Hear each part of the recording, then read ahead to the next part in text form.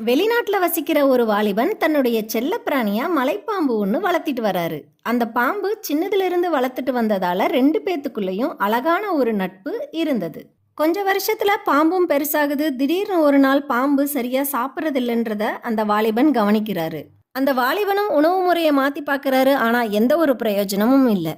இப்படியே சில நாட்கள் தொடருது.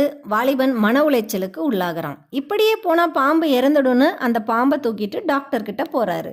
அந்த டாக்டரும் எவ்வளோ நாள் சாப்பிட்றது இல்லை, என்ன ஏதுன்னு எல்லா விஷயத்தையும் விசாரிக்கிறாரு. சரி, இந்த பாம்பு எங்க தூங்கும்னு கேட்குறாரு. அதுக்கு அந்த வாலிபன், இந்த பாம்புனா எனக்கு ரொம்ப இஷ்டம், அதனால நான் என் கூடவே தான் வச்சுப்பேன், என் கூட தான் தூங்கும், என் கூட தான் அதிக நேரம் செலவு பண்ணும்னு சொல்றாரு. இப்போ புரியுது ஏன் இந்த பாம்பு சாப்பிடலன்னு. இது வளர்ந்து பெருசாயிட்டதால அது உங்களை சாப்பிட தன்னைத்தானே பட்னி போட்டு தன்னை தயார்படுத்திட்டு இருக்குன்னு சொல்றாரு. இந்த கதையிலிருந்து என்ன தெரிஞ்சுக்கிட்டீங்கன்னு கமெண்ட் பண்ணுங்க.